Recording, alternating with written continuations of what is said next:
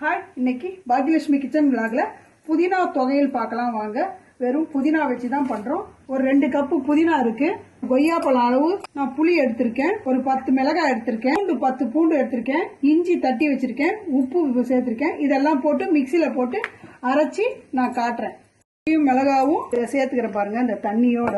அப்புறம் பூண்டு, உப்பு, இஞ்சி இதுல சேர்த்துக்கிறேன். புதினா கொஞ்சம் கொஞ்சமா போட்டு நம்ம அரைச்சிக்கலாம். நல்லா நைஸா அரைச்சிக்கினா நல்லது. உப்பு வேணும்னாலும் பத்தலனாலும் அப்புறம் சேர்த்துக்கலாம். பாருங்க, புதினா அரைச்சிட்டு வந்துட்டேன். நம்ம இதை நல்லா வதக்கிக்கலாம். கேஸ் ஆன் பண்ணி இந்த வாணலியை வச்சு இந்த புதினாவை அப்படியே இதுல கொட்டிக்கிறேன் பாருங்க. இதையும் மிக்சியும் கொஞ்சோண்டு அரை டம்ளர் தண்ணி விட்டு இதுல கழுவி இதுல ஊத்திட்டேன். இது நல்லா இது மாதிரி சுருண்ட வதக்கி வச்சோம்னா அரிசியா நல்லெண்ணெய் விட்டு தாளிச்சுக்கலாம். இது கொஞ்சம் தெறிக்கும். ஒரு மூடி போட்டு கூட மூடிக்கலாம். இந்த மாதிரி தெறிக்கும் பாருங்க. நம்ம இப்ப மூடிக்கலாம். சிம்மில் வச்சிடலாம். அப்பப்ப திறந்து பார்த்து நம்ம வதக்கிக்கலாம். அடி ஒட்டாம இருக்கிறதுக்கு தான். இப்ப புதினா தொகையில் பாருங்க, சிம்மில் வச்சிருக்கேன். அவ்வளவு திக்கா இருக்கு. கிட்ட இருந்தே இந்த மாதிரி நம்ம கலரி வச்சோம்னா கொஞ்சம் சுருண்டு வரும்போது நம்ம நல்லெண்ணெய் ஊத்தி ஊத்தி வதக்கிக்கலாம். கிட்ட இருக்கும் போது ஆன்ல வச்சுக்கலாம். பாருங்க, இது திக்காயிடுச்சா, அடி ஒட்டாம இருக்குது பாருங்க. நான் எண்ணெயே விடல. இப்பதான் நான் ஒரு ஸ்பூன் எண்ணெய் விட போறேன். அதுவும் நல்லெண்ணெய் தான் விடணும். இதுக்கு ரொம்ப நல்லது. 2 ஸ்பூன் நல்லெண்ணெய் விட்டுருக்கேன். பாருங்க, தொகையில் ரெடி ஆயிடுச்சு. இப்போ திருப்பி ஒரே ஒரு ஸ்பூன் எண்ணெய் விடுறேன். இது அப்படியே ஒரு கிண்ணத்துல நம்ம எடுத்து வச்சுக்கலாம். இது ரச சாதத்துக்கு இதை வச்சு சாப்பிட்டோம்னா ரொம்ப நல்லா இருக்கும். நம்ம மிளகு ரசம் ரெடி பண்ணிடலாம். இதுக்கு ஏற்ற மாதிரி ஒரு ரசத்தை நம்ம வைக்கலாம். புதினா தொகையில தாளிச்சிக்கலாம். அதே நல்லெண்ணெய் தான். ஒரு ஸ்பூன் எண்ணெய் விடுறேன். எண்ணெய் காஞ்சிடுச்சு. கடுகு போட்டிருக்கேன், உளுத்தம்பருப்பு போட்டிருக்கேன், கொஞ்சம் சீரகம் போட்டிருக்கேன். இதில் தாளிச்சு கொட்டிக்கலாம். இப்போ புதினா தொகையில ரெடி ஆயிடுச்சு. இது இட்லி, தோசைக்கு, ரசம் சாதத்துக்கு இது சாப்பிட்டா ரொம்ப நல்லா இருக்கும். டேஸ்டாகவும் இருக்கும். இது மாதிரி செஞ்சு சாப்பிட்டு பாருங்க. இப்போ நம்ம மிளகு ரசம் வச்சுக்கலாம். 1 ஸ்பூன் மிளகு, 1 ஸ்பூன் சீரகம், ஒரு 6 பல்லு பூண்டு, இந்த மிளகாய் 4 வச்சிருக்கேன். என் காரத்துக்கு எங்களுக்கு இது போதும். இதை நல்லா ஒன்றும் பாதியமாக அரைச்சிட்டு வந்துடுறேன். ஒன்றும் பாதியமாக அரைச்சிக்கிட்டேன். இப்போ தாளிச்சிடலாம் ரசத்தை. இப்போ ரசத்தை தாளிச்சிக்கலாம். ஒரு வாணலியை வச்சுட்டேன். 2 ஸ்பூன் எண்ணெய் விடுறேன்.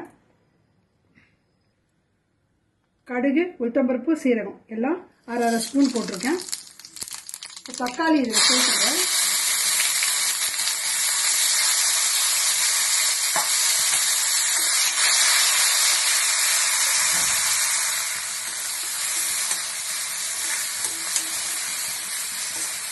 இதில் 2 பல்லு பூண்டு தட்டி போட்டிருக்கேன். கொஞ்சம் பெருங்காய பொடியும் போடுறேன். தக்காளி அப்படியே இப்படி நசுக்கி விட்டுக்கலாம். அதனுடைய சாரெல்லாம் அந்த ரசத்தில் இறங்கும்.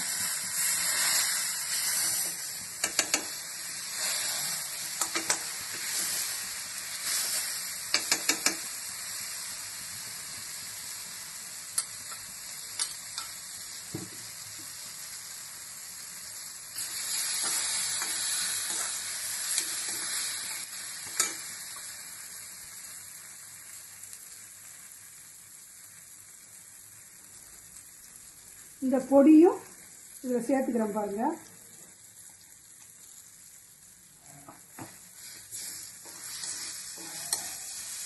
இப்போ ஒரு எலுமிச்சைப்பழம் அளவு புளி தண்ணி இதுலேயும் சேர்த்துக்கிறேன். இதை நல்லா வடிகட்டி வச்சிருக்கேன்.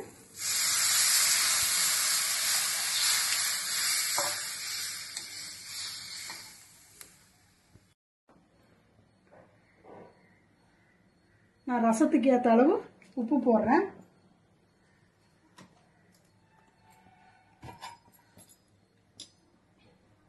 அரை ஸ்பூன் மஞ்சள் பொடி போடுறேன்.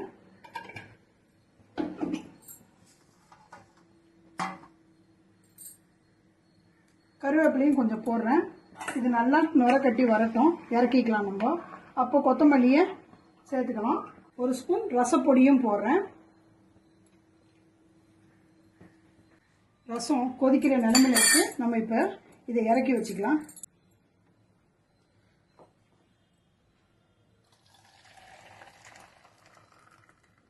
இதில் கொத்தமல்லியை போட்டுடலாம்.